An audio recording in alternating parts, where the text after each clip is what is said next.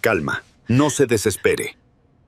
Quisiera que se reproduzca el video del banco en la pantalla del tribunal. Marido se burló en pleno divorcio, hasta que el juez mostró las cámaras de seguridad del banco.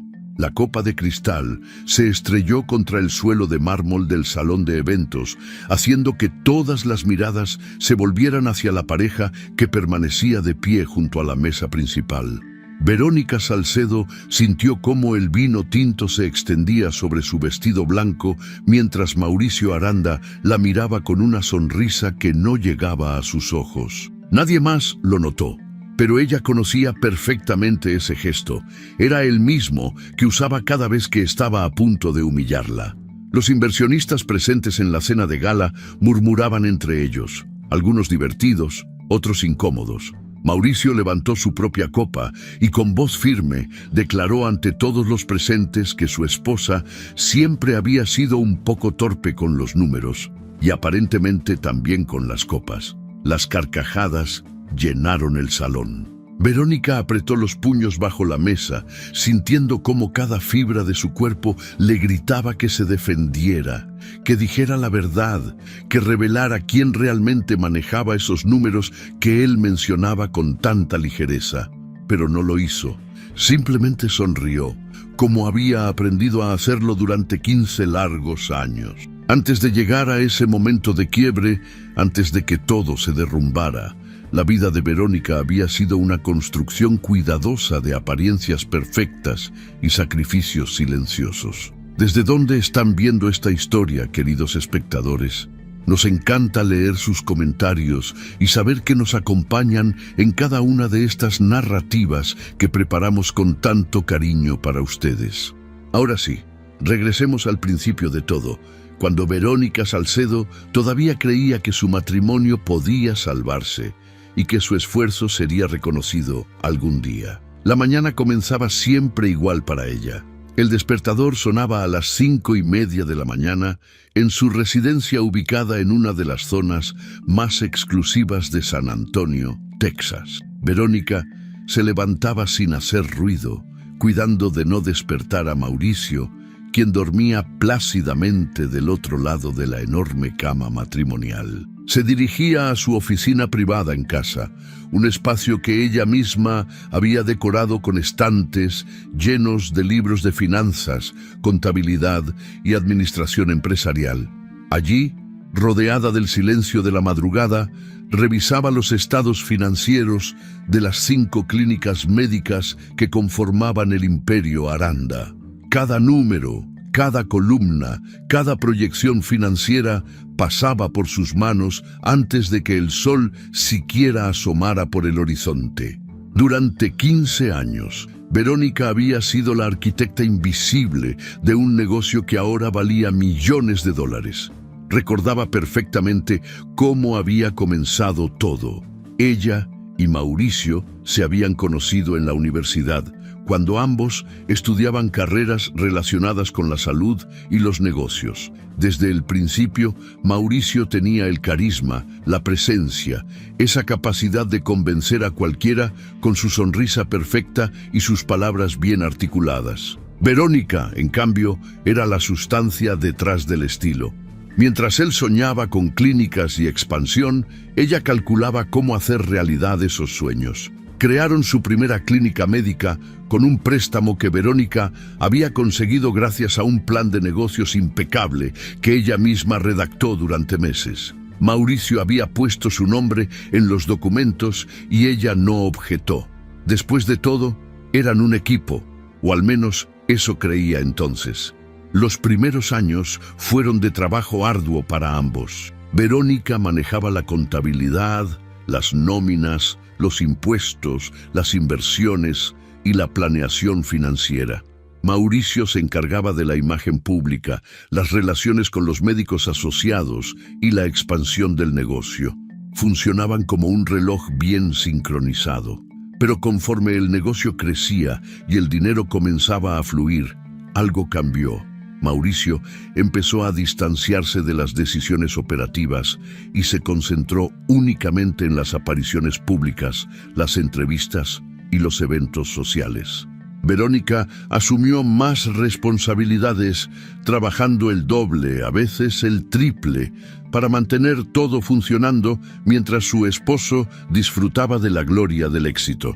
En las fotografías de los periódicos locales siempre aparecía él, Mauricio Aranda, el visionario empresario que había revolucionado la atención médica privada en San Antonio. Su nombre estaba en las placas de las clínicas, en los anuncios publicitarios, en los reconocimientos que recibía de la Cámara de Comercio. El nombre de Verónica nunca aparecía. Al principio, ella se decía a sí misma que no importaba, que el reconocimiento público era vanidad y que lo realmente importante era el trabajo bien hecho, que su matrimonio era más valioso que cualquier título o mención en los medios, que Mauricio sabía, en privado, cuánto valía su esfuerzo. Pero la realidad era muy diferente. En la intimidad de su hogar, lejos de las cámaras y los reflectores, Mauricio no la trataba como una socia igualitaria. La trataba como una empleada, o peor aún, como una secretaria cuyo trabajo podía ser minimizado o ignorado según su conveniencia. Cuando ella presentaba reportes financieros o sugería estrategias de inversión, él las descartaba con comentarios condescendientes. Cuando ella señalaba errores o riesgos, él la acusaba de ser demasiado precavida o negativa.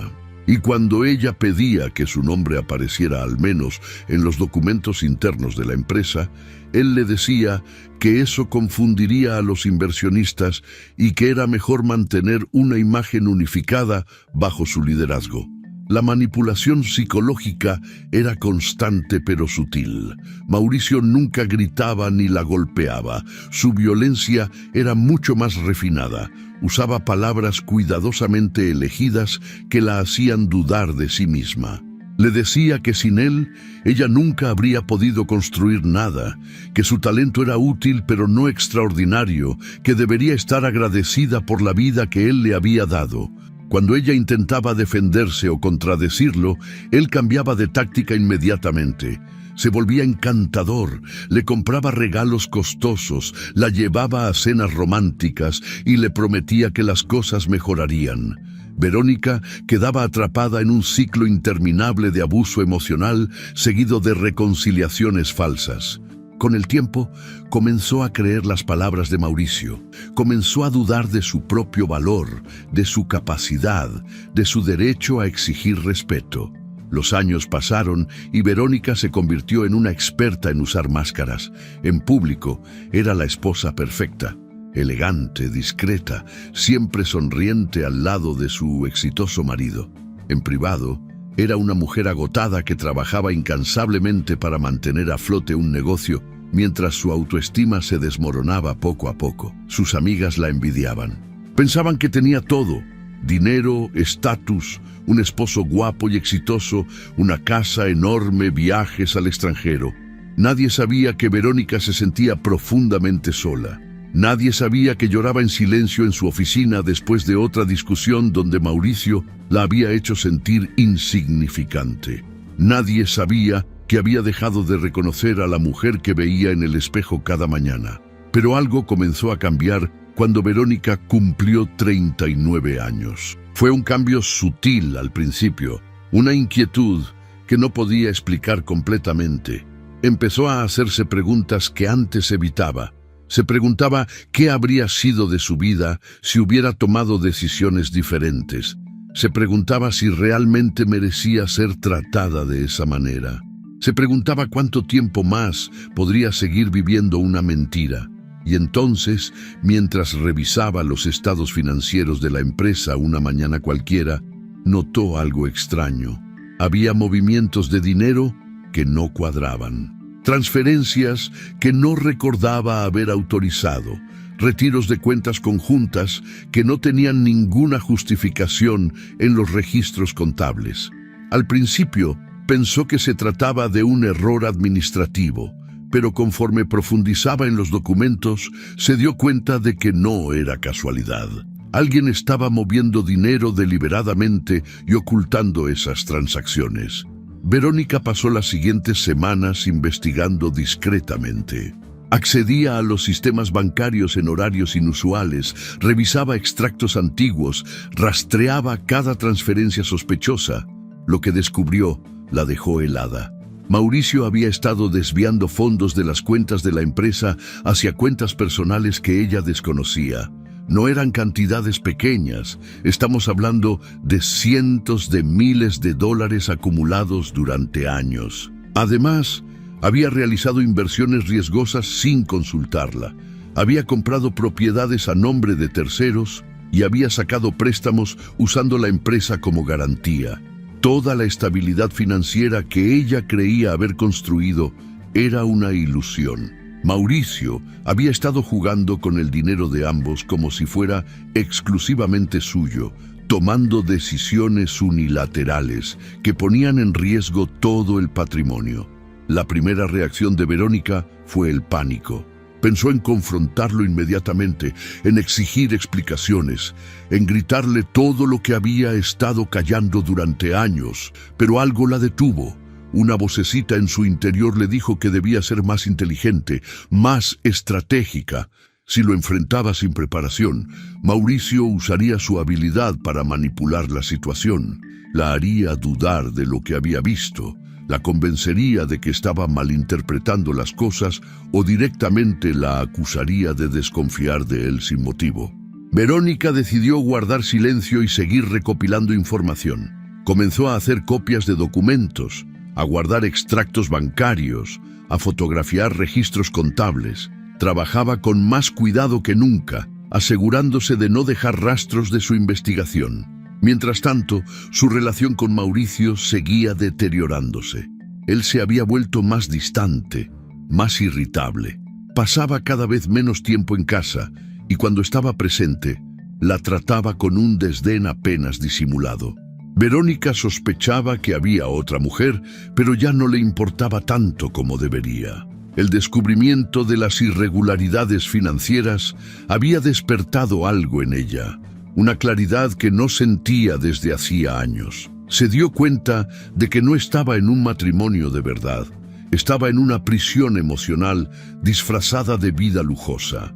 Y lo peor de todo era que ella misma había sido cómplice de su propia captura al permitir que Mauricio controlara cada aspecto de su vida.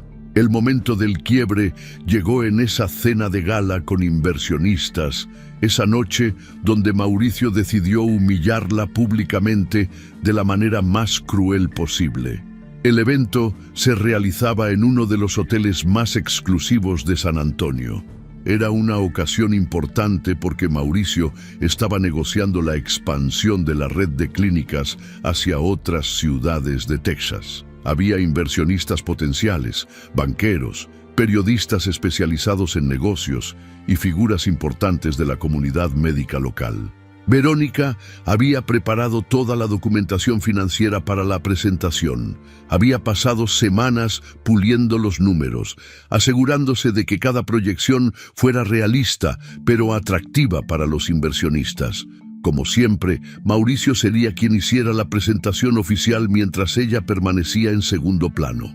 Durante la cena, uno de los inversionistas principales preguntó específicamente por los detalles financieros del proyecto. Quería saber quién manejaba la contabilidad de la empresa, quién supervisaba las inversiones, quién garantizaba la solidez económica del negocio. Era la oportunidad perfecta para que Mauricio reconociera públicamente el trabajo de Verónica, para que finalmente le diera el crédito que merecía después de 15 años de esfuerzo invisible. Pero eso no sucedió. En lugar de señalarla a ella, Mauricio comenzó a hablar en primera persona. Explicó con lujo de detalle cómo él personalmente supervisaba cada aspecto financiero, cómo él tomaba las decisiones de inversión, cómo su visión estratégica había llevado la empresa al éxito. Los inversionistas asentían impresionados, mientras Verónica permanecía sentada a su lado, sintiendo cómo la rabia crecía en su pecho. Entonces vino el comentario que lo cambió todo. Otro inversionista, tratando de ser amable, le preguntó directamente a Verónica si ella también participaba en el negocio familiar.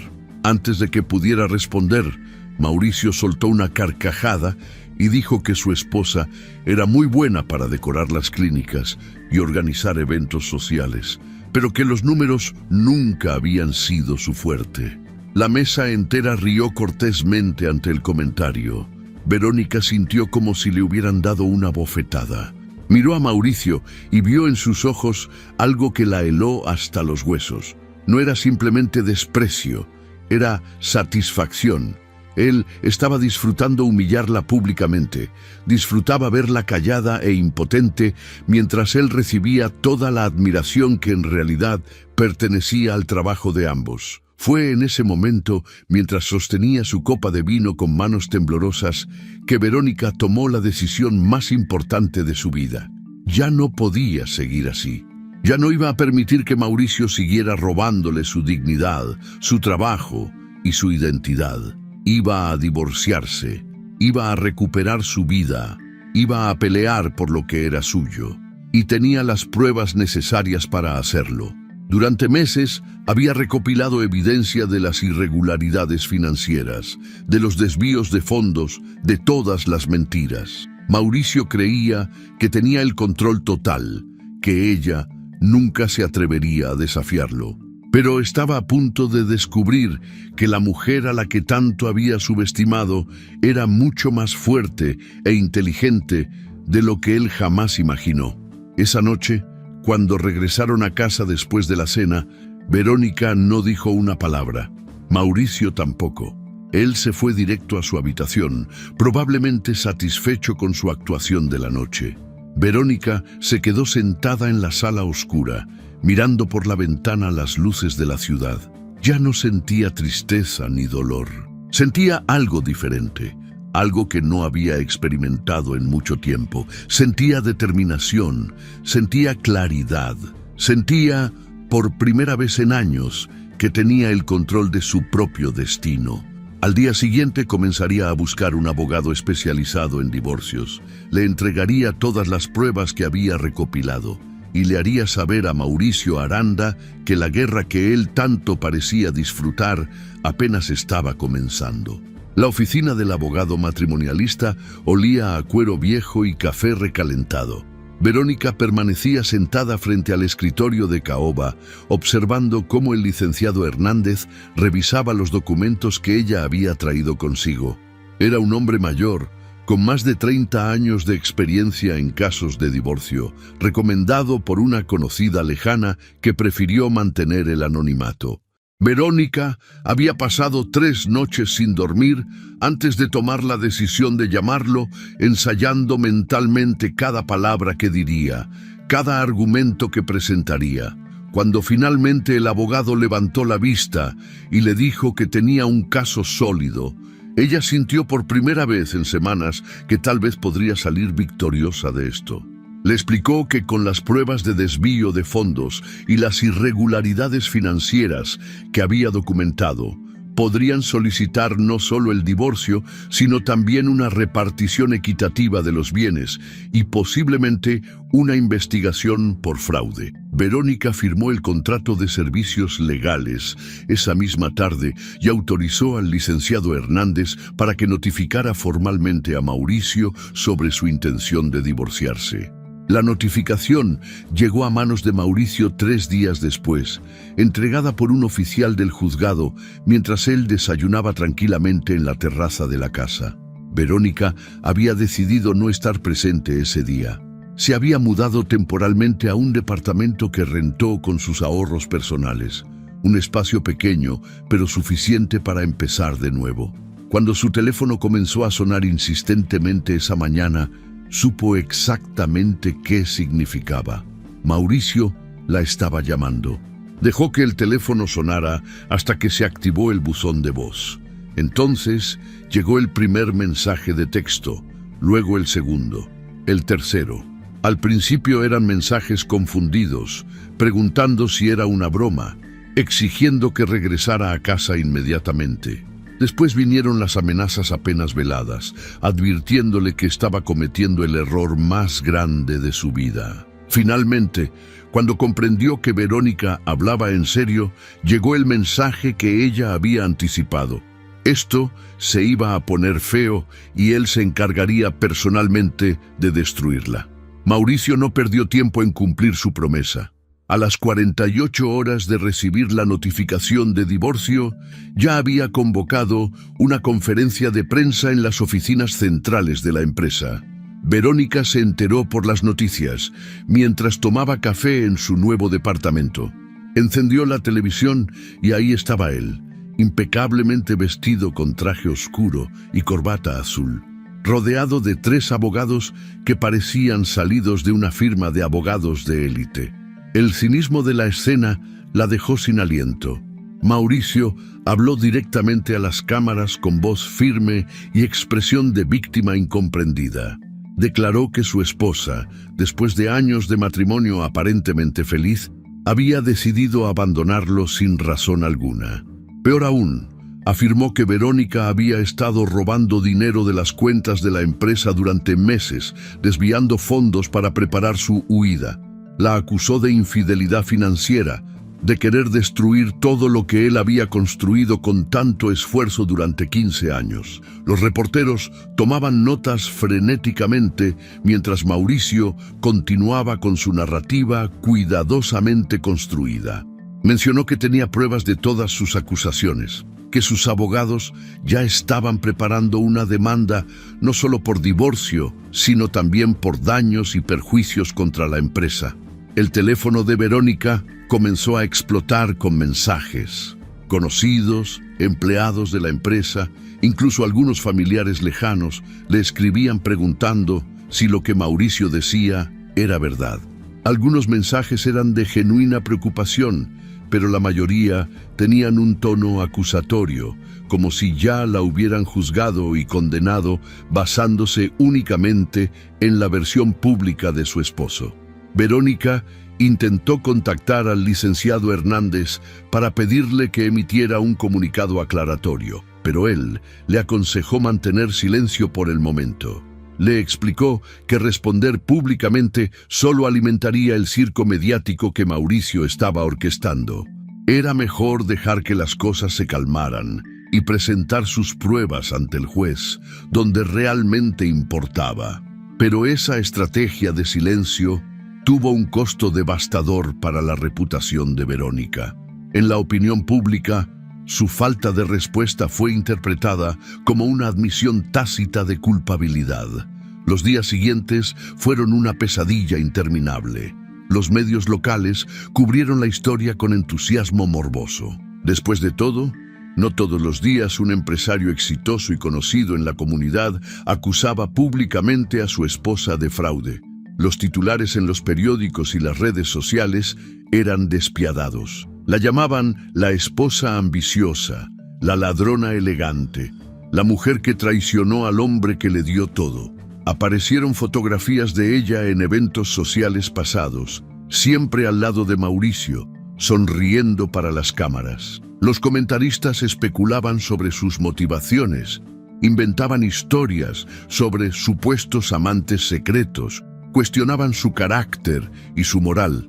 Nadie parecía interesado en escuchar su versión de los hechos. Mauricio se había asegurado de controlar completamente la narrativa desde el principio, pero la campaña de desprestigio no se limitó a los medios de comunicación. Mauricio usó su influencia y sus conexiones para aislar a Verónica socialmente. Comenzó llamando personalmente a cada uno de los amigos que tenían en común. Les contaba su versión de la historia con lujo de detalle, pintándose como el esposo traicionado y generoso que había sido engañado vilmente por una mujer calculadora. Algunos de esos amigos intentaron comunicarse con Verónica para escuchar su lado, pero la mayoría simplemente dejó de contestar sus llamadas. Las invitaciones a eventos sociales que antes llegaban regularmente se detuvieron por completo. Las esposas de los socios comerciales de Mauricio, con quienes Verónica había compartido almuerzos y actividades de caridad durante años, la bloquearon en redes sociales sin ninguna explicación. Era como si de la noche a la mañana se hubiera convertido en una persona invisible, alguien que debía ser evitado para no contaminar la reputación de los demás. El aislamiento se extendió también al ámbito laboral. Mauricio convocó una reunión extraordinaria con todos los empleados de las 5 clínicas. Les informó oficialmente sobre el proceso de divorcio y les advirtió que Verónica ya no tenía ninguna autoridad dentro de la empresa. Instruyó al personal administrativo para que le bloquearan el acceso a los sistemas contables y a las cuentas bancarias.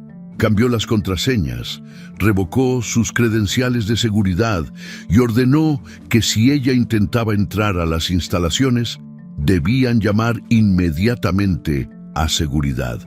Los empleados que habían trabajado directamente con Verónica durante años, que conocían perfectamente su dedicación y su competencia profesional, no dijeron nada. Algunos la miraron con lástima, otros con desconfianza, pero ninguno se atrevió a defenderla públicamente. Tenían miedo de perder sus empleos, de convertirse en el siguiente objetivo de la ira de Mauricio. Hubo un momento particularmente doloroso cuando Verónica se encontró accidentalmente con Patricia, quien había sido su asistente personal durante casi 10 años. Se cruzaron en el supermercado un sábado por la tarde.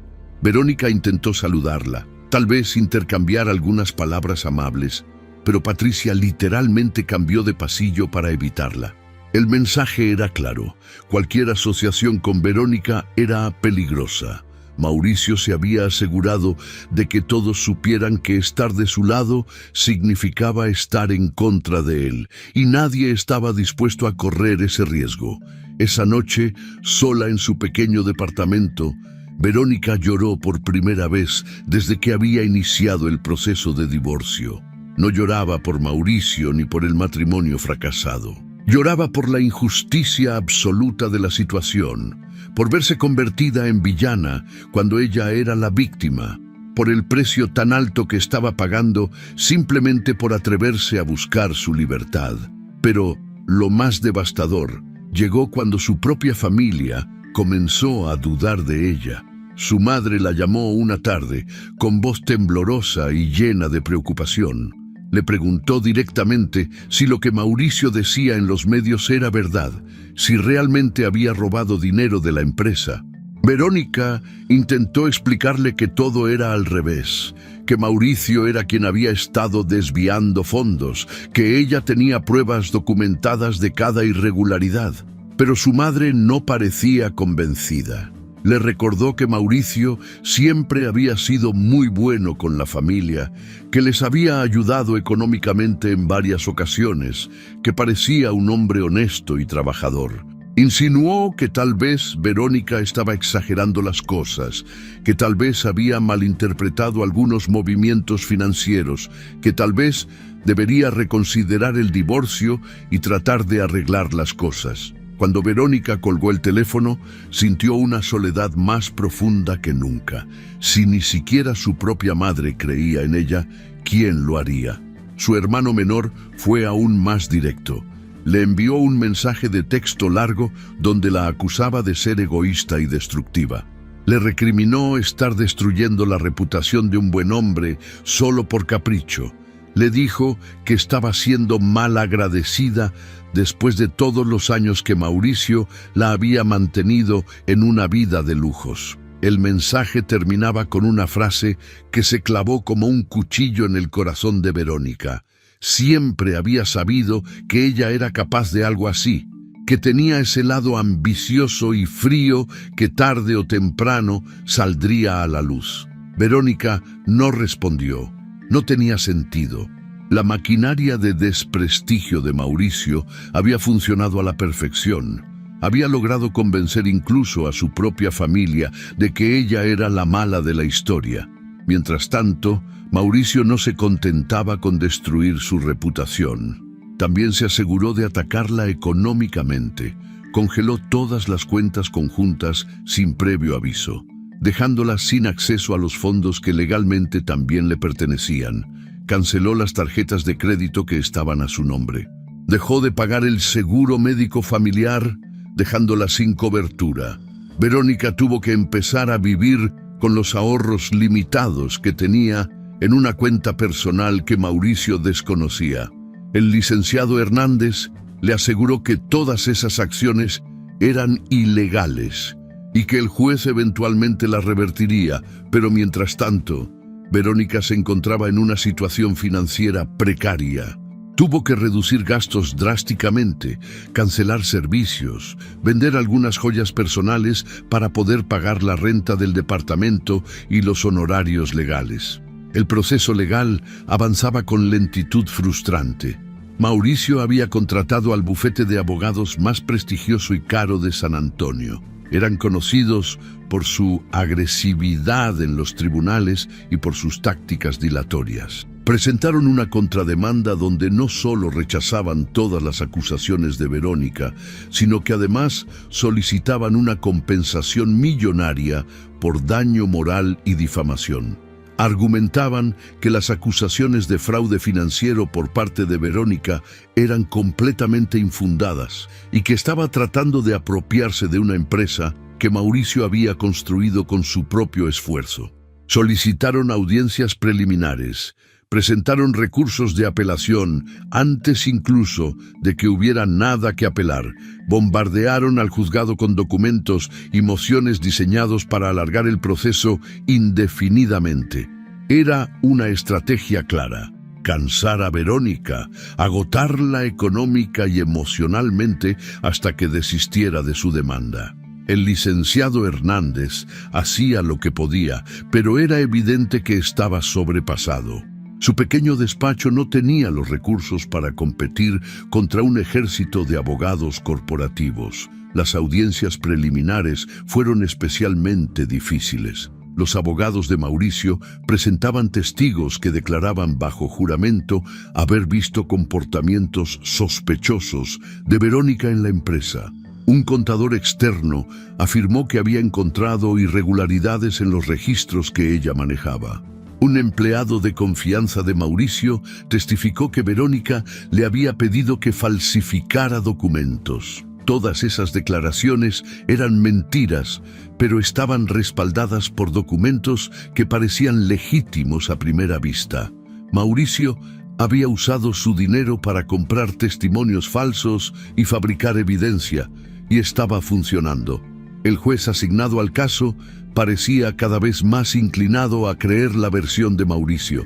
Verónica llegó a su punto más bajo una tarde de miércoles, exactamente 4 meses después de haber iniciado el proceso de divorcio. Estaba sentada en un café casi vacío, mirando por la ventana sin ver realmente nada.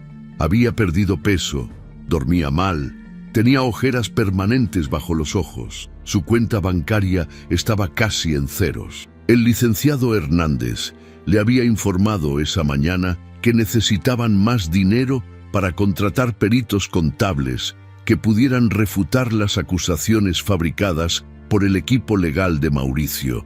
Pero ella no tenía de dónde sacarlo. Peor aún, el abogado había insinuado que tal vez deberían considerar llegar a un acuerdo extrajudicial. Mauricio estaba dispuesto a darle una cantidad modesta a cambio de que firmara un documento donde renunciaba a cualquier participación en la empresa y se comprometía a no hablar públicamente sobre el caso. Era básicamente una oferta para comprar su silencio y su dignidad. Verónica consideró seriamente esa opción. Estaba exhausta de pelear, cansada de ser tratada como criminal, harta de la soledad aplastante que la rodeaba. Tal vez Mauricio tenía razón, tal vez ella no era lo suficientemente fuerte para enfrentarlo. Tal vez debería aceptar la derrota, tomar el dinero que le ofrecían y desaparecer. Podría mudarse a otra ciudad, empezar de cero en un lugar donde nadie conociera su historia. Mientras estos pensamientos derrotistas circulaban por su mente, una mujer se sentó en la mesa de al lado. Era joven, tal vez de unos 30 y tantos años, vestida con un traje de negocios color gris y llevaba un maletín de cuero. Pidió un café y sacó una laptop, trabajando en silencio durante varios minutos. En algún momento, la mujer levantó la vista y sus ojos se encontraron con los de Verónica. Hubo un momento de reconocimiento mutuo, aunque no se conocían. La mujer cerró su laptop, tomó su café y se acercó a la mesa de Verónica. Le preguntó si podía sentarse. Verónica asintió sin mucho entusiasmo, preguntándose qué quería esta desconocida. La mujer se presentó como Laura Mix, abogada especializada en divorcios complejos y litigios comerciales. Explicó que había estado siguiendo el caso de Verónica en los medios y que le parecía una injusticia flagrante lo que estaba sucediendo. Verónica la miró con desconfianza, preguntándose si sería otra persona enviada por Mauricio para tratar de manipularla. Pero Laura continuó hablando con una sinceridad que parecía genuina. Dijo que había revisado los documentos públicos del caso y que era evidente que Mauricio estaba usando tácticas sucias para ganar. Más importante aún, mencionó que había hecho algunas investigaciones preliminares por su cuenta y había encontrado inconsistencias en el testimonio de varios de los testigos que Mauricio había presentado. Laura Mix no era una abogada cualquiera. Se había graduado con honores de una de las mejores universidades de derecho del país y había trabajado durante 5 años en una firma de abogados corporativos de Nueva York antes de regresar a Texas. Tenía reputación de ser brillante, meticulosa y absolutamente despiadada en los tribunales, pero también era conocida por tomar casos que le importaban personalmente, casos donde sentía que había una verdadera injusticia que corregir. Le explicó a Verónica que quería representarla, que creía en su versión de los hechos y que tenía una estrategia para voltear completamente el caso. No le cobraría honorarios por adelantado. Su pago vendría como un porcentaje de lo que recuperaran una vez que ganaran el caso. Era una apuesta arriesgada para ambas, pero Laura parecía completamente segura de que podían ganar. Verónica no sabía si creerle. Había pasado tantos meses siendo decepcionada, traicionada y abandonada, que su capacidad de confiar en alguien estaba completamente destruida. Le preguntó a Laura por qué querría ayudarla. ¿Qué ganaba ella con esto aparte del dinero? Laura se quedó en silencio por un momento antes de responder. Finalmente, confesó que ella misma había pasado por un divorcio difícil años atrás. Su exesposo también había intentado destruirla, usando su dinero y sus conexiones. Ella había tenido la suerte de contar con buenos abogados que la defendieron, pero conocía perfectamente esa sensación de impotencia, de ver cómo la verdad era enterrada bajo montañas de mentiras bien financiadas. Había prometido entonces que si alguna vez tenía la oportunidad de ayudar a otra mujer en esa situación, lo haría. Y ese momento había llegado. Esa conversación en el café fue el punto de inflexión en la vida de Verónica. Por primera vez en meses, sintió una chispa de esperanza. Laura le propuso una estrategia completamente diferente a la que había estado siguiendo hasta ahora.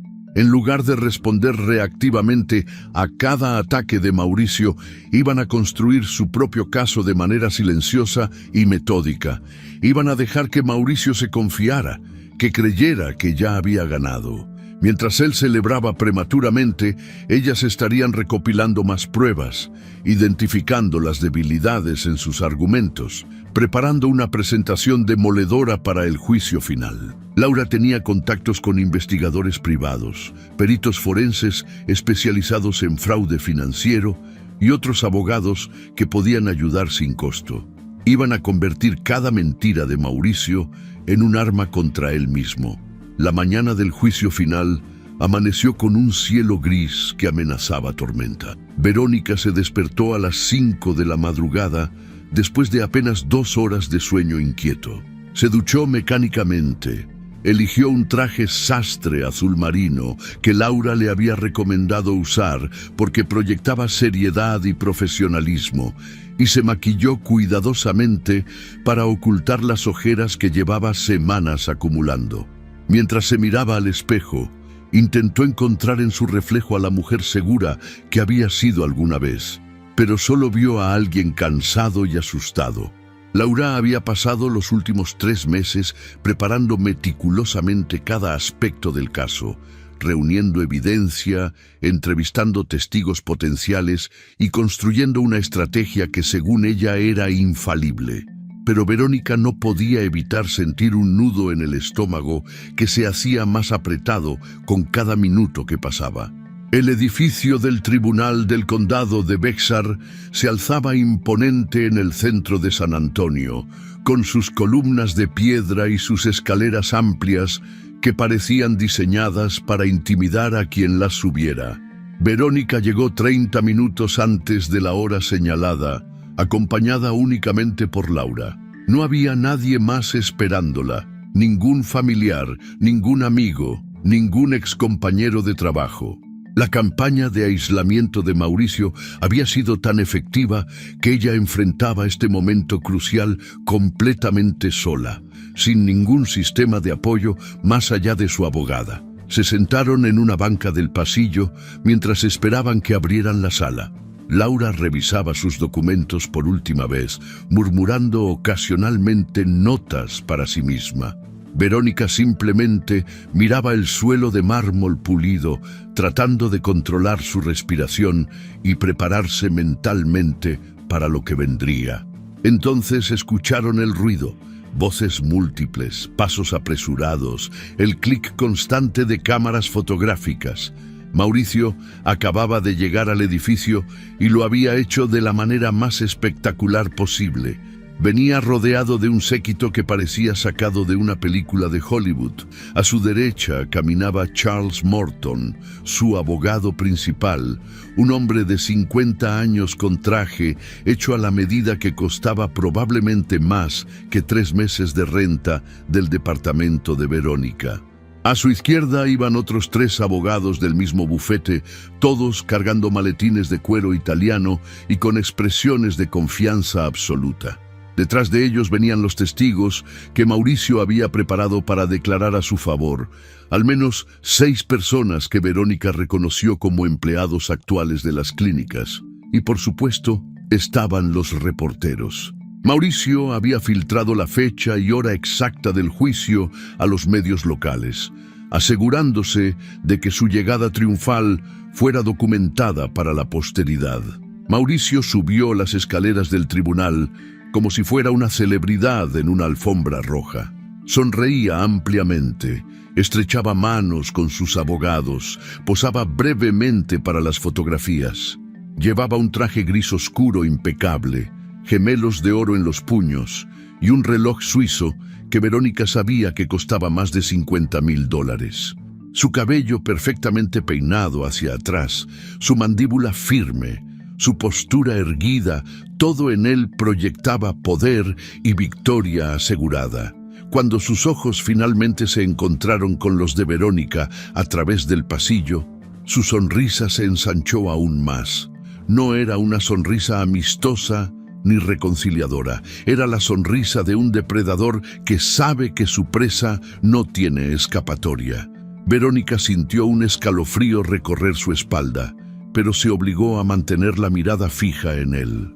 No iba a darle la satisfacción de verla bajar los ojos. La sala del tribunal se llenó rápidamente una vez que abrieron las puertas. Mauricio y su equipo legal ocuparon toda la mesa de la defensa, desplegando carpetas, laptops y documentos en una demostración impresionante de recursos. Verónica y Laura se sentaron en la mesa opuesta con apenas 2 carpetas y una tablet. La diferencia visual era devastadora y todos en la sala podían percibirla. Los espectadores que llenaban las bancas del público eran en su mayoría reporteros y curiosos que habían seguido el caso en los medios. Algunos empleados de las clínicas también estaban presentes, probablemente enviados por Mauricio para llenar la sala y crear una atmósfera de apoyo hacia él. Verónica no reconoció a ningún rostro amigable entre la multitud. Estaba literalmente sola frente a un tribunal lleno de personas que ya la habían juzgado y condenado en sus mentes antes de que comenzara siquiera la audiencia. El alguacil, Pidió que todos se pusieran de pie cuando el juez Leonard Matthews entró a la sala. Era un hombre de 58 años con cabello completamente cano y gafas de montura metálica. Tenía reputación de ser extremadamente riguroso y de no tolerar tonterías en su tribunal, pero también era conocido por su imparcialidad. Había revisado todos los documentos preliminares del caso durante semanas y ahora estaba listo para escuchar los argumentos finales de ambas partes antes de emitir su veredicto. Se sentó en su estrado elevado, organizó algunos papeles frente a él y finalmente miró hacia las dos mesas de abogados. Su expresión era completamente neutral, imposible de leer. Dio inicio a la sesión formal con voz clara y autoritaria, estableciendo las reglas de procedimiento y advirtiendo que no toleraría interrupciones ni comportamientos inapropiados. Charles Morton, el abogado de Mauricio, fue el primero en presentar su caso. Se levantó con la confianza de quien ha ganado cientos de juicios similares a lo largo de su carrera. Caminó hacia el centro de la sala con movimientos calculados, cada gesto diseñado para captar la atención.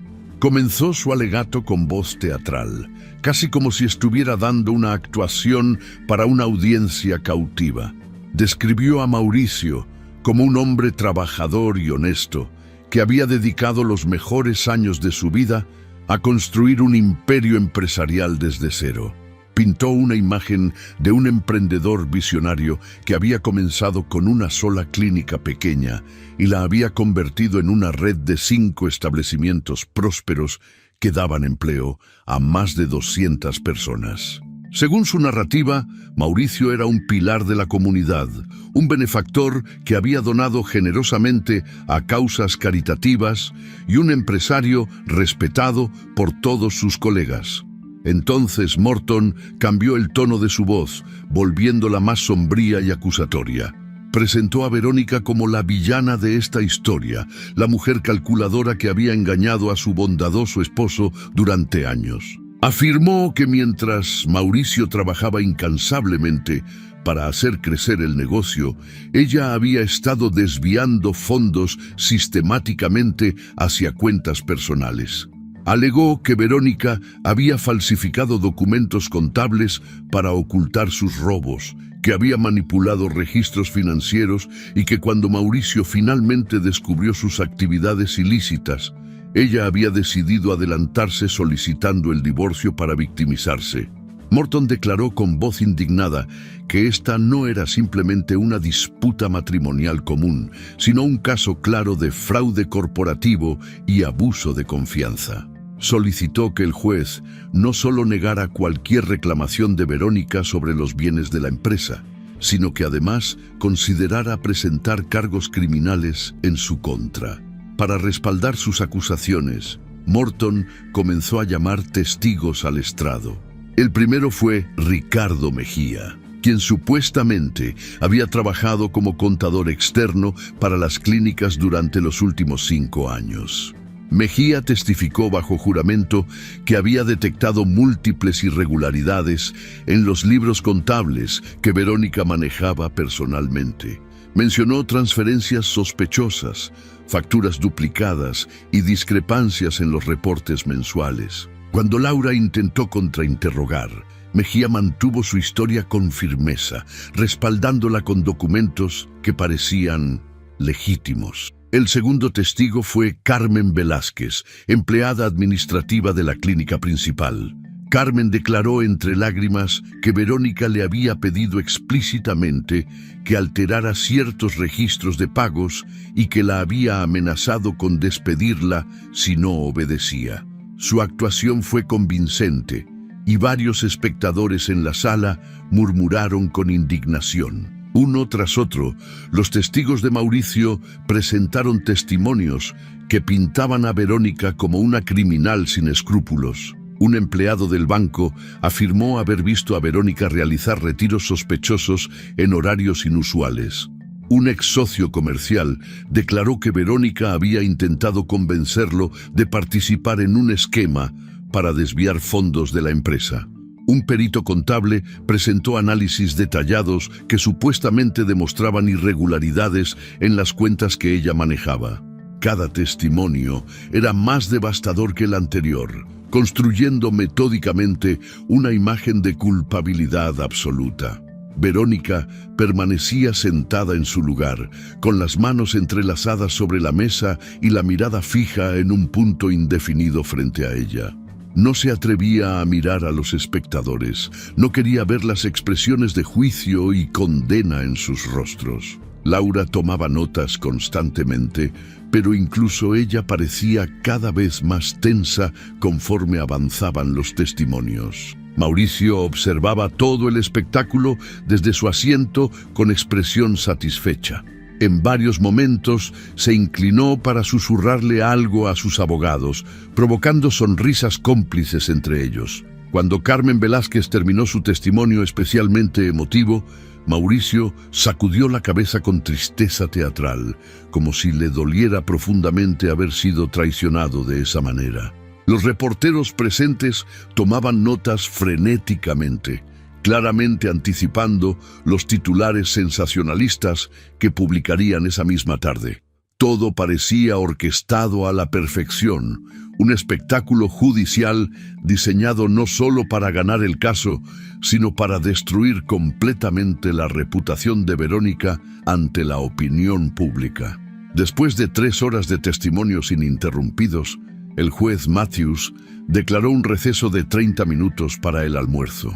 Verónica salió apresuradamente de la sala, incapaz de soportar un minuto más las miradas acusatorias de los presentes. Laura la siguió hasta un pequeño cuarto de conferencias vacío, donde finalmente pudieron hablar en privado. Verónica estaba al borde del colapso.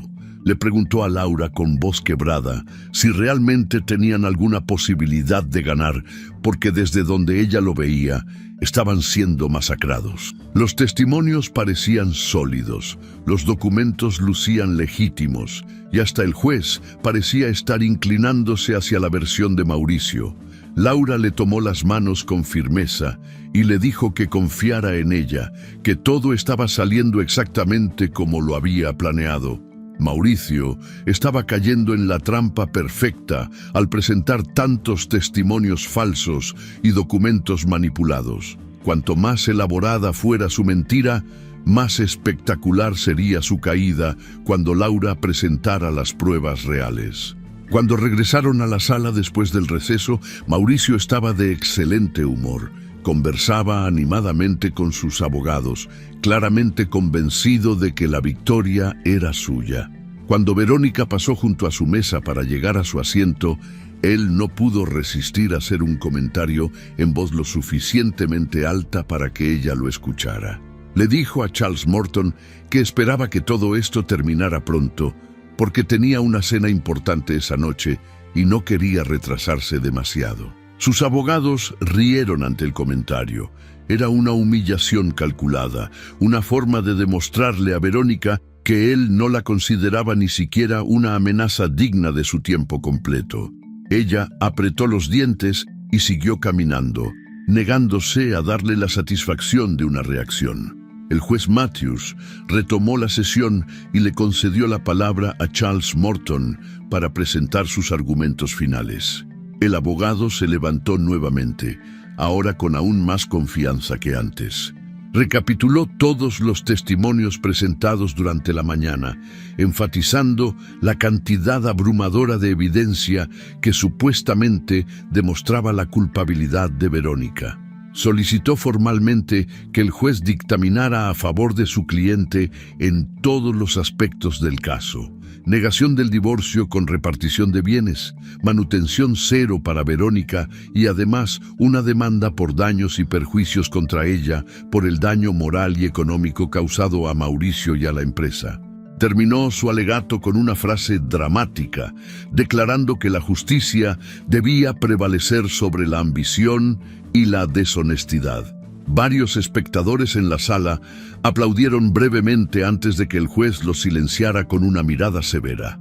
Entonces llegó el turno de Laura Mix. Se puso de pie lentamente, tomó su tablet y caminó hacia el centro de la sala con pasos medidos. No había teatralidad en sus movimientos, no había gestos exagerados ni voz impostada. Su profesionalismo contrastaba marcadamente con la actuación que Morton había realizado. Comenzó a hablar con voz clara y calmada, casi conversacional. Agradeció al juez por su paciencia durante el proceso y luego se dirigió directamente al corazón del asunto. Declaró que todo lo que habían escuchado durante la mañana era una fabricación elaborada, una obra de teatro cuidadosamente ensayada donde cada actor había aprendido sus líneas a la perfección. Afirmó que Mauricio Aranda no era la víctima, sino el perpetrador, no el hombre honesto, sino el manipulador consumado. Mauricio soltó una risa burlona ante esas palabras. Se inclinó hacia Morton y le susurró algo que provocó sonrisas entre todo su equipo legal. La actitud despectiva era evidente. Claramente no consideraban a Laura ni a sus argumentos como una amenaza seria. Habían invertido demasiado dinero, tiempo y recursos en construir su caso como para que una abogada relativamente joven pudiera desmontarlo con palabras bonitas. Los espectadores también murmuraban entre ellos, algunos con escepticismo evidente. Después de 3 horas, escuchando testimonios detallados y viendo documentos que parecían incriminadores, era difícil creer que todo pudiera ser falso. Laura dejó que los murmullos continuaran por unos segundos antes de continuar. Explicó que durante los últimos 3 meses había conducido su propia investigación exhaustiva. Había contratado investigadores privados que habían rastreado cada uno de los testimonios presentados por la defensa. Había consultado con peritos forenses especializados en documentos financieros que habían analizado cada papel presentado como evidencia. Y lo más importante, había obtenido acceso a registros que Mauricio creía que nadie más podría conseguir. Registros bancarios completos, grabaciones de seguridad, correos electrónicos internos de la empresa y comunicaciones entre Mauricio y algunos de sus testigos donde quedaba evidenciado que les había pagado por sus declaraciones falsas. El ambiente en la sala comenzó a cambiar sutilmente. Algunos espectadores se inclinaron hacia adelante en sus asientos, prestando más atención. El juez Matthews levantó la vista de sus notas y miró directamente a Laura con expresión interesada. Incluso Mauricio dejó de sonreír momentáneamente, aunque rápidamente recuperó su expresión de confianza. Laura continuó metódicamente, señalando inconsistencias específicas en los testimonios que habían escuchado. Mencionó que Ricardo Mejía, el supuesto contador externo, en realidad nunca había sido contratado oficialmente por las clínicas y que los documentos que presentó contenían fechas que no correspondían con los registros oficiales del banco. Indicó que Carmen Velázquez había recibido un depósito de $15,000 en su cuenta personal 2 días antes de su testimonio, una transacción que provenía directamente de una cuenta controlada por Mauricio. Charles Morton se puso de pie abruptamente, objetando con vehemencia.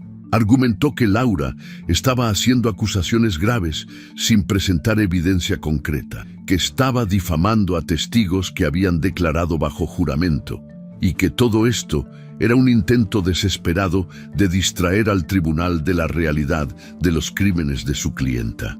El juez Matthews lo escuchó pacientemente y luego le pidió que se sentara. Le dijo a Laura que esperaba que pudiera respaldar cada una de sus afirmaciones con evidencia sólida. Laura asintió con calma y respondió que precisamente eso era lo que estaba a punto de hacer. Se acercó a la mesa donde estaba sentada Verónica y tomó un sobre manila que había estado esperando todo el día. Regresó al centro de la sala y extrajo del sobre un dispositivo de memoria USB. Lo sostuvo en alto para que todos pudieran verlo y explicó que contenía grabaciones de las cámaras de seguridad del banco principal donde Mauricio y Verónica mantenían sus cuentas corporativas y personales. Específicamente contenía el video de una fecha muy particular El 14 de marzo del año anterior, el mismo día en que Mauricio había presentado la denuncia formal, acusando a Verónica de haber robado fondos de la empresa. La sonrisa finalmente desapareció del rostro de Mauricio. Por primera vez en todo el día, su expresión de confianza absoluta vaciló. Charles Morton se levantó nuevamente, esta vez con urgencia evidente en su voz. Objetó diciendo que esa evidencia no había sido presentada durante el proceso de descubrimiento previo al juicio, que era inadmisible y que constituía una emboscada procesal. Laura respondió con calma que había intentado compartir esta evidencia durante el descubrimiento, pero que el equipo legal de Mauricio había rechazado todas sus solicitudes de reuniones preliminares. Además, señaló que el propio Mauricio había hecho múltiples referencias públicas a las transacciones bancarias de esa fecha específica en sus acusaciones contra Verónica, por lo que era completamente relevante para el caso. El juez Matthews consideró las objeciones por un momento que pareció eterno.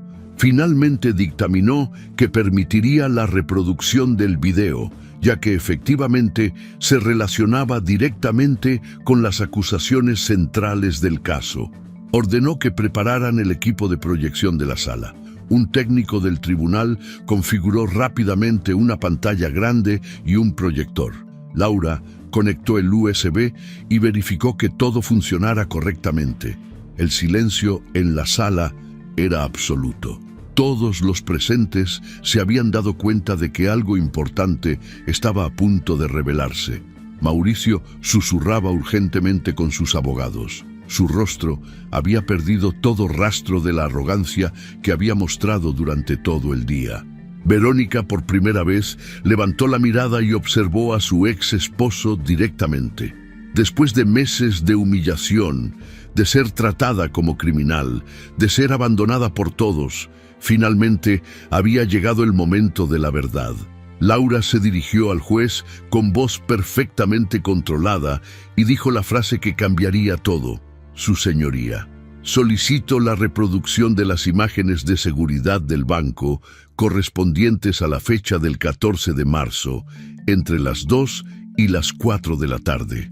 La pantalla se iluminó con la imagen en blanco y negro de una sucursal bancaria.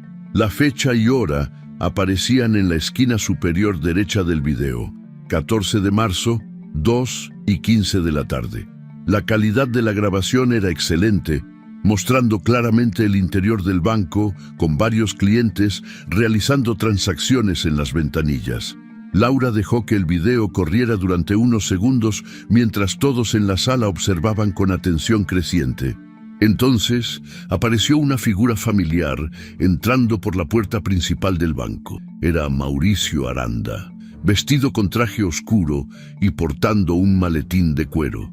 Caminaba con la misma confianza arrogante que había mostrado ese día en el tribunal, dirigiéndose directamente hacia la sección de cajas de seguridad y oficinas privadas del banco. El murmullo en la sala comenzó inmediatamente. Algunos espectadores se inclinaron hacia adelante en sus asientos. Otros intercambiaron miradas confundidas. Charles Morton se puso de pie bruscamente, intentando objetar nuevamente, pero el juez Matthews levantó una mano ordenándole que guardara silencio. Quería ver el video completo antes de escuchar cualquier objeción. Mauricio permanecía sentado en su lugar, con el rostro completamente pálido y las manos apretadas sobre la mesa frente a él. Ya no quedaba ni rastro de la sonrisa burlona que había llevado durante toda la mañana. Sus abogados susurraban entre ellos, con expresiones cada vez más preocupadas, claramente sin saber cómo manejar esta situación inesperada. El video continuó mostrando a Mauricio siendo recibido por un gerente del banco que lo condujo hacia una oficina privada. Laura adelantó la grabación varios minutos hasta llegar al momento crucial. Ahí estaba Mauricio sentado frente al escritorio del gerente, firmando documentos y autorizando transacciones. La cámara de seguridad había capturado todo desde un ángulo elevado que permitía ver claramente cada movimiento. Laura pausó el video en un momento específico donde Mauricio estaba entregando una orden de retiro al gerente. Amplió la imagen todo lo que la resolución permitía y señaló los documentos visibles sobre el escritorio. Aunque no se podían leer los detalles exactos, era evidente que se trataba de formularios oficiales de transacciones bancarias con múltiples firmas y sellos. Laura reanudó el video y todos observaron cómo el gerente se retiraba de la oficina con los documentos. Mauricio permanecía sentado, revisando su teléfono celular con aparente tranquilidad. 15 minutos después, según el marcador de tiempo del video, el gerente regresaba con varios sobres abultados que claramente contenían efectivo. También traía documentos impresos que entregó a Mauricio para su revisión. Mauricio examinó los papeles cuidadosamente, asintió con satisfacción y procedió a firmarlos. Luego guardó los sobres de efectivo en su maletín, estrechó la mano del gerente y abandonó la oficina. La cámara lo siguió mientras salía del banco, cargando el maletín que ahora lucía considerablemente más pesado que cuando había entrado. Laura pausó el video nuevamente y se volvió hacia el juez Matthews. Explicó que esa grabación correspondía exactamente al día y hora en que Mauricio había realizado retiros masivos de las cuentas conjuntas que compartía con Verónica. Pero eso no era todo. Laura reprodujo entonces una segunda grabación, esta vez de las cámaras exteriores del banco que mostraban el estacionamiento. El video mostraba a Mauricio saliendo del edificio y dirigiéndose hacia su automóvil, un BMW negro último modelo. Lo que llamó la atención de todos fue que Mauricio se detuvo junto a su vehículo y miró deliberadamente hacia todos lados, como verificando que nadie lo observara. Luego abrió la cajuela del auto y depositó el maletín dentro, pero antes de cerrarla, sacó su teléfono celular y tomó varias fotografías del interior de la cajuela donde ahora descansaban los sobres con el dinero. La sala estalló en murmullos y exclamaciones ahogadas. La imagen era devastadora.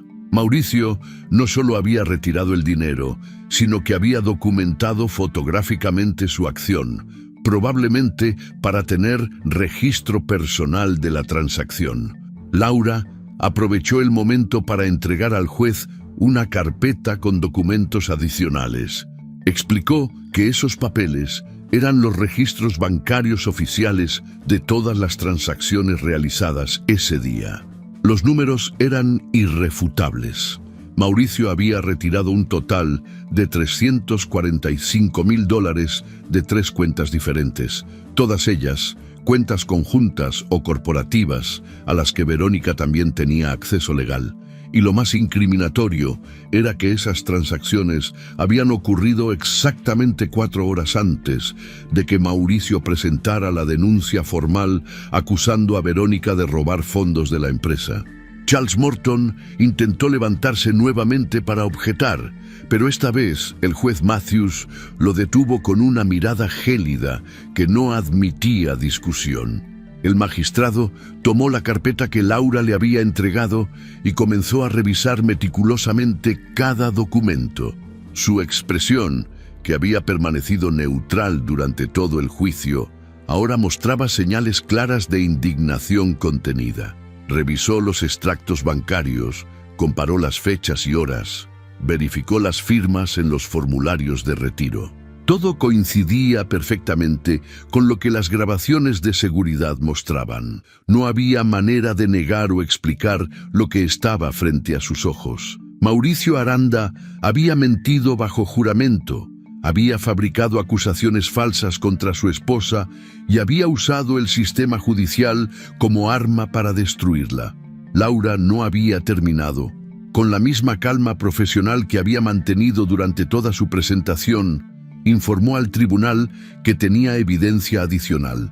Presentó registros de transferencias electrónicas que mostraban cómo Mauricio había movido el dinero retirado ese día hacia cuentas offshore en las Islas Caimán, cuentas que estaban registradas bajo nombres de empresas fantasma que él controlaba. También presentó correos electrónicos internos de la empresa donde Mauricio daba instrucciones específicas a su contador personal sobre cómo ocultar esos movimientos de los registros oficiales que Verónica revisaba regularmente. Los correos estaban fechados semanas antes del retiro del banco, demostrando que todo había sido planeado meticulosamente con anticipación. Pero quizás lo más impactante fue cuando Laura reprodujo grabaciones de audio de conversaciones telefónicas entre Mauricio y algunos de los testigos que habían declarado esa mañana. Las grabaciones habían sido obtenidas legalmente a través de una orden judicial después de que Laura presentara evidencia preliminar de posible perjurio. En las conversaciones se escuchaba claramente a Mauricio ofreciendo pagos en efectivo a cambio de testimonios específicos. Le decía exactamente a cada persona qué debían declarar, cómo debían comportarse en el estrado, qué detalles enfatizar para hacer más creíble su historia. En una de las grabaciones particularmente incriminatorias, Mauricio le decía a Carmen Velázquez, la empleada que había llorado durante su testimonio, que no se preocupara por mentir, porque él se encargaría de que nunca enfrentara consecuencias legales. El silencio en la sala del tribunal era ahora absoluto y pesado. Ya no había murmullos ni comentarios susurrados. Todos los presentes estaban procesando la magnitud de lo que acababan de presenciar. La elaborada construcción de mentiras que Mauricio había creado durante meses se estaba desmoronando espectacularmente frente a sus ojos. Los reporteros presentes tecleaban frenéticamente en sus laptops y teléfonos, enviando actualizaciones en vivo sobre este giro dramático en el caso. Los empleados de las clínicas que habían venido a apoyar a Mauricio ahora lo miraban con expresiones que mezclaban sorpresa, decepción y horror. Algunos comenzaron a levantarse discretamente y abandonar la sala, probablemente preocupados por las implicaciones que todo esto tendría para sus propios empleos y reputaciones. El juez Matthews finalmente habló después de varios minutos de revisar todos los documentos y evidencias presentadas. Su voz era fría como el hielo, cada palabra pronunciada con precisión quirúrgica. Se dirigió directamente a Mauricio, ignorando completamente a sus abogados. Le preguntó si tenía algo que decir en su defensa antes de que él procediera con sus conclusiones.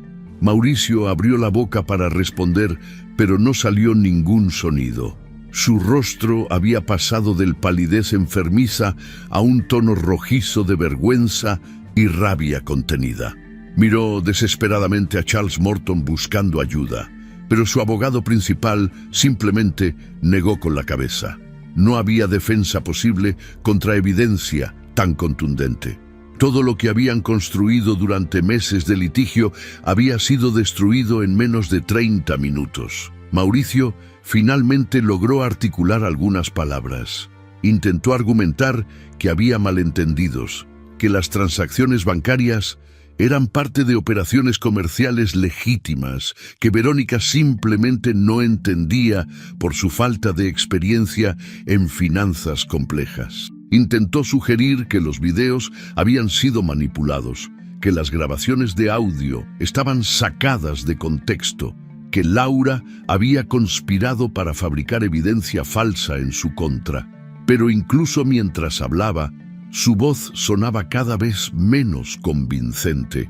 Las palabras salían atropelladas y contradictorias, revelando la desesperación de un hombre que sabía que ya no tenía salida. El juez Matthews lo dejó hablar durante unos minutos y luego levantó una mano ordenándole que se callara.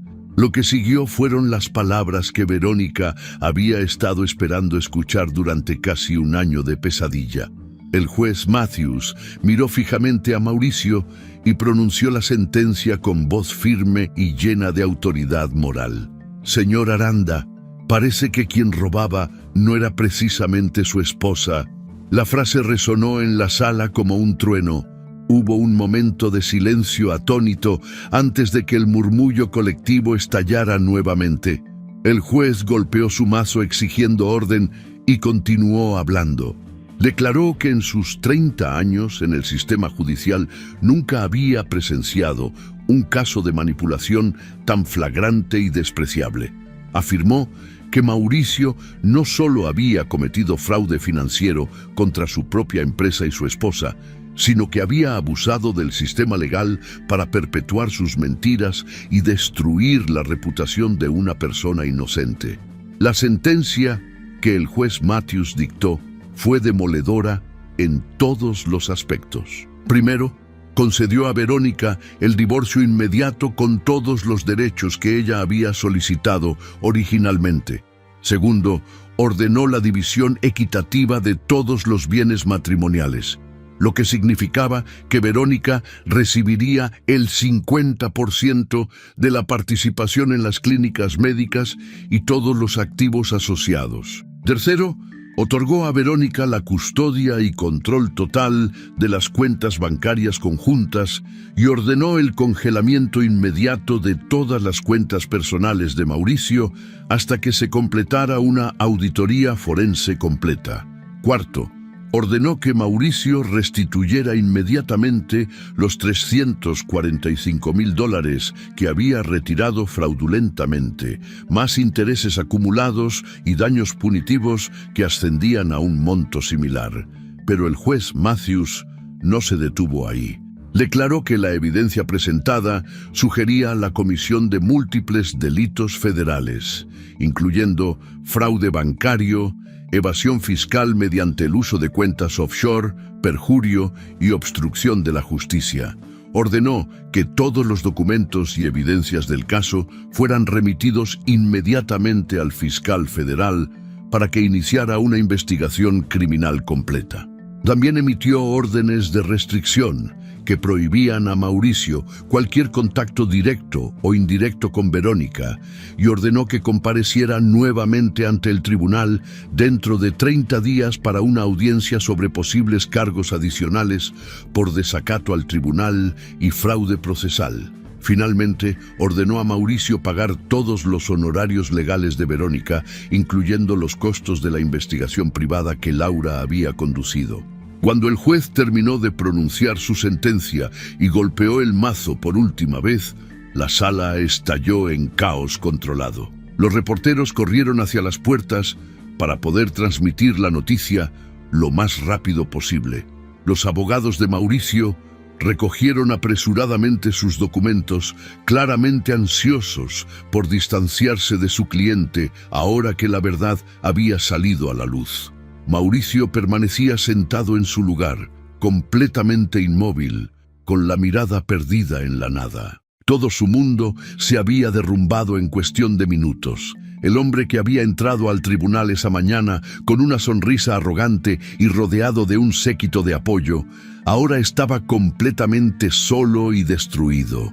Su reputación estaba arruinada, su libertad estaba en peligro y había perdido no solo a su esposa, sino también la mitad de todo lo que había construido.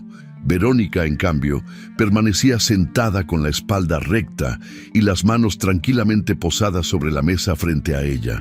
No había triunfalismo en su expresión, no había sonrisas de victoria ni gestos de celebración. Simplemente mantenía la compostura con una dignidad que contrastaba dramáticamente con el caos emocional que la rodeaba.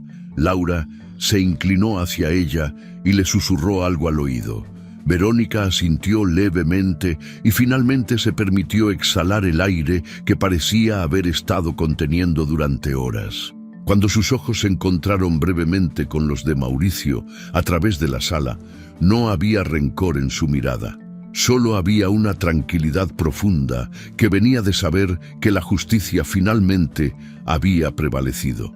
Salieron del tribunal por una puerta lateral para evitar a los reporteros que se aglomeraban en la entrada principal. Laura había organizado discretamente un automóvil que las esperaba para llevarlas lejos de allí. Durante el trayecto, ninguna de las dos habló mucho. Verónica miraba por la ventana, observando las calles de San Antonio pasar frente a ella, sintiendo como si estuviera viendo la ciudad con ojos nuevos. Era libre. Después de 15 años de matrimonio tóxico, meses de pesadilla legal y humillación pública, finalmente era libre. Había recuperado no solo su parte de los bienes materiales, sino algo mucho más valioso: su dignidad, su nombre y su derecho a comenzar una nueva vida sin cargar con acusaciones falsas. Los días siguientes fueron un torbellino de actividad mediática. La historia del juicio se convirtió en noticia nacional. Los titulares ya no hablaban de la esposa ladrona, sino del empresario corrupto que había intentado destruir a su esposa para ocultar sus propios crímenes. Varios medios solicitaron entrevistas con Verónica, pero ella rechazó todas las ofertas inicialmente. Necesitaba tiempo para procesar todo lo que había sucedido, para sanar las heridas emocionales que el proceso había dejado. Laura se encargó de manejar todas las comunicaciones con la prensa, emitiendo declaraciones oficiales breves que confirmaban los hechos del caso, pero respetaban la privacidad de su clienta. La auditoría forense de las clínicas reveló aún más irregularidades de las que originalmente se habían descubierto.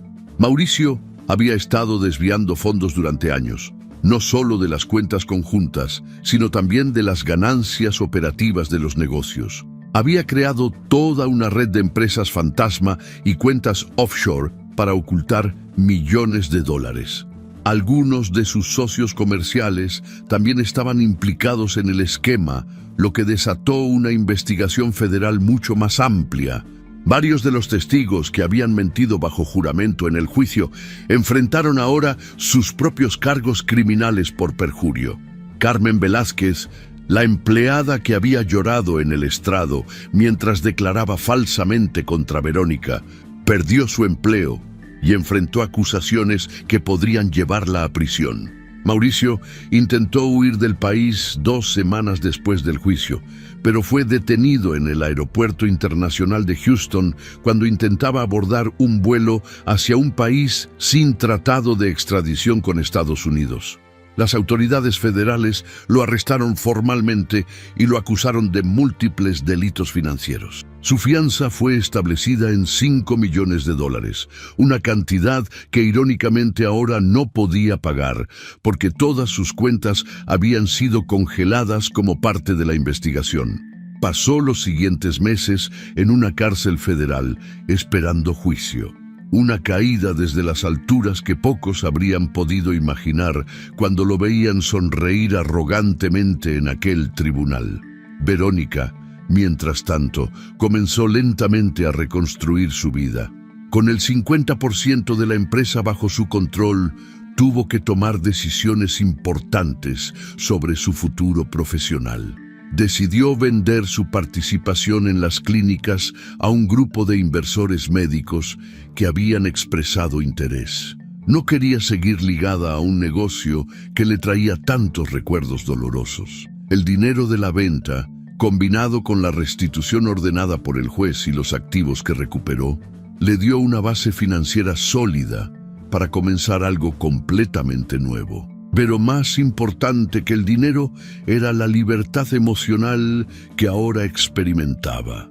Por primera vez en 15 años, podía tomar decisiones sobre su propia vida sin tener que considerar las opiniones, críticas o manipulaciones de Mauricio. Durante meses de reflexión y sanación, Verónica comenzó a pensar en cómo podía usar su experiencia dolorosa para ayudar a otras mujeres. Conocía perfectamente el infierno de estar en un matrimonio abusivo, de ser aislada socialmente, de ser acusada falsamente y no tener recursos para defenderse adecuadamente. Sabía lo que era sentirse completamente sola en medio de un sistema legal que parecía favorecer a quien tenía más dinero y mejores abogados. Y sabía también cuán crucial había sido tener a alguien como Laura Mix, que creyera en ella y peleara por la verdad. Decidió que quería ser esa persona para otras mujeres que enfrentaban situaciones similares. 8 meses después del juicio, Verónica inauguró oficialmente su nueva empresa, Salcedo Financial Consulting, especializada en consultoría financiera para mujeres en procesos de divorcio y separación. La empresa ofrecía servicios de análisis de activos matrimoniales, detección de fraude financiero en relaciones conyugales, planificación financiera post-divorcio y educación sobre derechos económicos en casos de separación. Contrató a un equipo de contadores forenses, abogados asociados y asesoras financieras, todas mujeres que compartían su visión de empoderar a otras mujeres a través del conocimiento y los recursos adecuados. También estableció un fondo para proporcionar servicios gratuitos o de bajo costo a mujeres que no podían pagar consultoría profesional, pero la necesitaban desesperadamente. La respuesta fue abrumadora. En las primeras semanas, recibió cientos de consultas de mujeres de todo Texas que enfrentaban divorcios complicados. Muchas de ellas habían leído sobre su caso en los medios y se sintieron identificadas con su historia. Verónica personalmente no atendía todos los casos, pero se aseguraba de que cada clienta recibiera la atención y el respeto que merecía. Creó talleres educativos gratuitos sobre finanzas personales para mujeres. Escribió artículos en publicaciones especializadas sobre cómo detectar señales de alerta de abuso financiero en relaciones y comenzó a dar conferencias en universidades sobre la importancia de mantener independencia económica incluso dentro del matrimonio. 6 meses después de abrir su empresa, una importante cadena de televisión nacional le pidió una entrevista para un programa especial sobre mujeres que habían superado adversidades extremas. Verónica aceptó, sintiendo que era el momento apropiado para compartir su historia completamente y en sus propias palabras.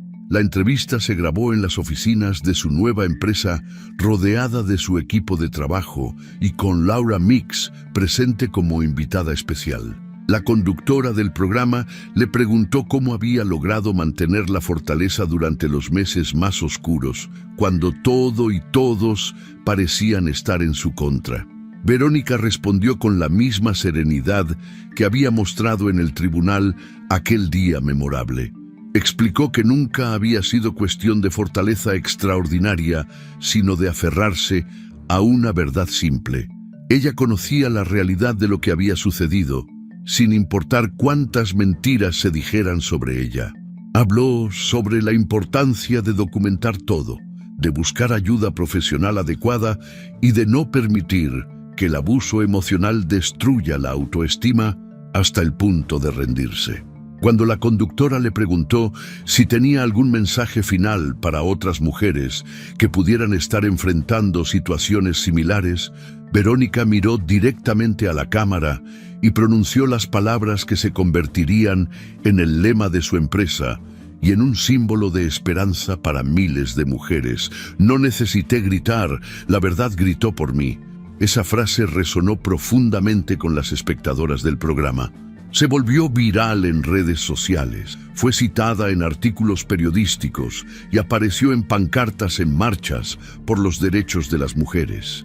Verónica se convirtió involuntariamente en un símbolo de resistencia y justicia, aunque ella siempre insistía en que no era una heroína, sino simplemente alguien que se había negado a aceptar la injusticia. Su empresa continuó creciendo, ayudando a cientos de mujeres cada año a navegar procesos de divorcio complicados y a recuperar el control sobre sus vidas y sus finanzas. Mauricio finalmente fue sentenciado a 12 años de prisión federal por fraude bancario, evasión fiscal y múltiples cargos relacionados. También fue obligado a pagar millones en restituciones no solo a Verónica, sino también a los inversionistas y socios que había defraudado. Su nombre, que alguna vez brilló en placas doradas en las clínicas más prestigiosas de San Antonio, ahora era sinónimo de corrupción y engaño. Algunos de sus ex socios y cómplices también enfrentaron consecuencias legales. Las clínicas médicas que él había fundado fueron vendidas y reestructuradas bajo nueva administración, borrando cualquier rastro de su legado. Verónica ocasionalmente pensaba en Mauricio, especialmente cuando atendía a casos de clientas que describían patrones de abuso similares a los que ella había experimentado. No sentía odio hacia él, pero tampoco lástima.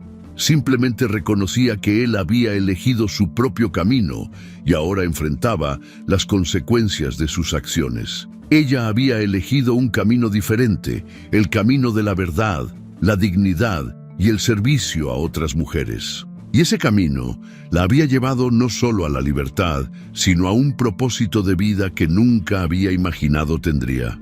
2 años después del juicio histórico, Verónica estaba sentada en su oficina revisando los estados financieros de su empresa, ahora próspera y en expansión hacia otros estados. Miró por la ventana hacia el horizonte de San Antonio, la ciudad que había sido testigo tanto de su mayor humillación como de su mayor triunfo. Sonrió suavemente, no con amargura, sino con genuina paz interior. Había sobrevivido a la tormenta más brutal de su vida y había emergido no solo intacta, sino transformada en algo más fuerte y más auténtico. La verdad había gritado por ella cuando ella no podía gritar, y ahora ella gritaba la verdad por otras mujeres que lo necesitaban. Era un final que valía cada lágrima derramada y cada batalla peleada. La historia de Verónica Salcedo nos recuerda una verdad fundamental que a veces olvidamos en medio de las tormentas de la vida. El silencio estratégico puede ser más poderoso que 1000 gritos desesperados. En un mundo donde todos buscan ser escuchados, donde las redes sociales nos han enseñado a responder inmediatamente a cada ataque y a defender nuestra reputación con urgencia, Verónica eligió un camino diferente. Eligió confiar en que la verdad tiene su propio poder, su propio tiempo y su propia voz. No se dejó arrastrar por la necesidad de explicarse ante cada acusación falsa. No cayó en la trampa de pelear en el mismo terreno sucio donde su agresor quería arrastrarla. En lugar de eso, trabajó silenciosamente, documentó pacientemente y esperó el momento correcto para que los hechos hablaran por sí mismos. Esta narrativa nos enseña que el abuso no siempre viene con gritos y violencia física. A veces llega vestido de traje caro, con sonrisa encantadora y palabras que dudan de tu cordura, de tu capacidad y de tu valor. El abuso emocional y psicológico puede ser invisible para el mundo exterior, escondido detrás de puertas cerradas y máscaras sociales perfectas. Mauricio nunca levantó la mano contra Verónica, pero la destruyó sistemáticamente con palabras, con desprecio disfrazado de consejos y con el robo silencioso de su dignidad y su reconocimiento.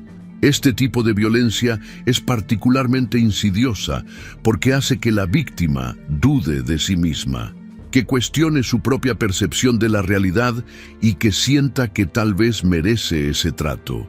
La lección más importante que nos deja esta historia es que nunca estamos tan solos como creemos estarlo.